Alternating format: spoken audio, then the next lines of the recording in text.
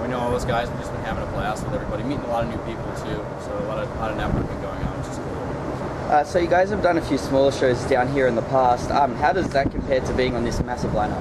It's a lot different. It was DIY the first time with no trigger. So we were in like a 14-passenger van, and we drove from Byron Bay to Adelaide, basically, and back to Sydney, and like throughout the whole tour. So it was just a really long, crazy tour. It's great to see the country that way, but doing it the way we're doing it now is a lot more relaxing, like flight, getting hotel rooms, stuff like that, not like sleeping on floors. And, it's definitely a change of pace from the last time. So who have you guys been checking out on the tour? I'm really into like all the stoner rock bands. So bands like The Sword and Red Fang, which actually we've been paired up in their dressing rooms as well, which has been a real treat for me because I'm such huge fans of theirs. So being able to meet those guys has been cool. I haven't really watched like the headliners like Blink or Metallica yet. Just they kind of like Blink has been playing while we play, so it just it hasn't really worked out where I can see them. But yeah, mostly just Shai Hulud as well, like just the hardcore bands essentially. So what have you guys been up to on your days off on the tour? All kinds of stuff. In Sydney, what did we do? I mean, we went bowling with like the Chariot and Living with Lions versus the World. That was really nice. I took a ferry with the Versus the World guys to Manly Beach, which was really cool. You got a whole shot of like the city and the Opera House and the Harbor Bridge. It was just really like $1 million view, being able to see that kind of stuff. And then just partying, just going out drinking with the buds, and just having a grand old time, basically. So you guys put out your first full length last year. Can you sum up what have things been like since release? Yeah, everything's been good. Like good response. Kids are starting to learn the songs. We've been playing more internationally, like those songs. So like kind of getting a feel for what kids are, if they've really been able to check it out or not. It's been selling pretty well. Like the response has been really good as far as if kids like it or not.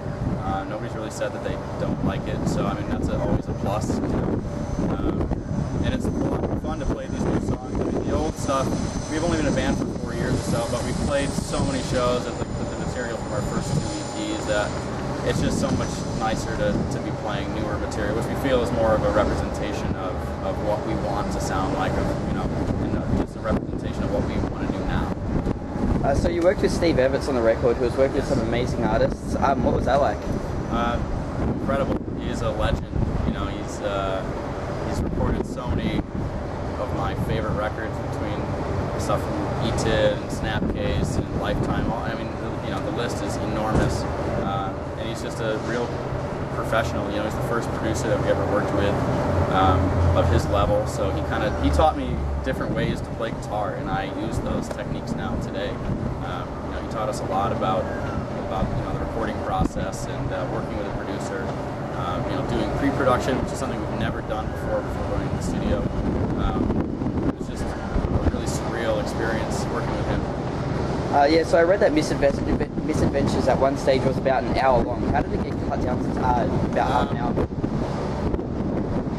It definitely wasn't ever that long. But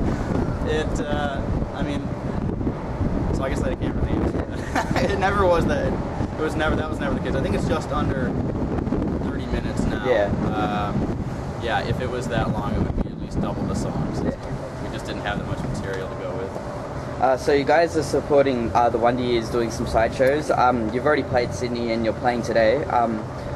What was that sideshow like in Sydney? It was good. We played at the Annandale, which when we came here with No Trigger, we had played there before. We played Blood, Sweat and Beers, which was like a punk festival that our friend Brock had set up. That was kind of like the main reason to go. That was the initial catalyst that brought us here. And then, getting to see that venue again, eating at the Thai place next door, which we love Thai food, so that was really nice. And then having more of our dedicated fans and the Wonder Years fans coming out and seeing us. The last couple Soundwave shows, we've been playing against Blink, like I said, so they weren't very good. It was more loyal fans that came out to see us. We haven't really been playing to anybody that doesn't know us. But there was more of those people at the Sidewave, so it was more fun. There was some stage dives, and that kind of environment, like the small club environment, is way more what we're used to, like the big festival stages. Like we're just not used to that kind of setting. So it was way more comfortable, I feel like. So on the side shows, you're playing with a group of bands that you guys have toured with quite a bit in the past. Has it been good catching up with these guys? Absolutely, yeah. Especially living with Lions. We're going to go to Japan with them right after this for about a week. So we're kind of, it's been nice to get back in the groove with those guys. It's been a good while since we've seen them and be able to tour with them, especially the Wonder Years as well. I don't think we've done some shows here and there with them, but the last time we toured with them was in the UK, like a year and a half ago or something like that.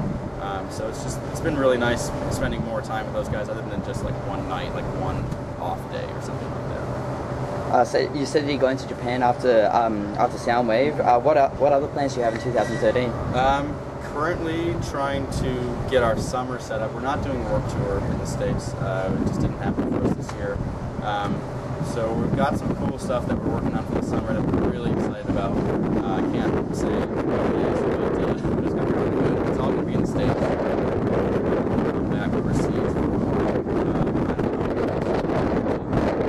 One thing that I can say that we're doing is a tour with Census Fail. Full US, like 5 weeks, all across the country. So do direct support for them. That'll be really cool. Fun. So is there anything in mind for the next album as of yet?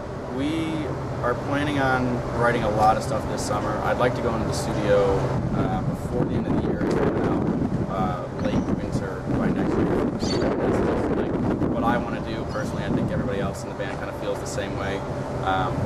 We have a new member now, John, who plays bass for us. He's a very talented guy, talented with guitar, bass, production, all that stuff. So he's kind of been a real asset for us. So we're really excited to kind of get in this, like just get in a writing zone and start writing with him. I think the next record is going to be, like if Misadventures was any good, I think the next record is going to blow it away. So I'm really excited. I think we're all excited to start working on that as soon as possible. All right, well, thanks for speaking with AMH TV and good luck with the rest of the tour. Thank you.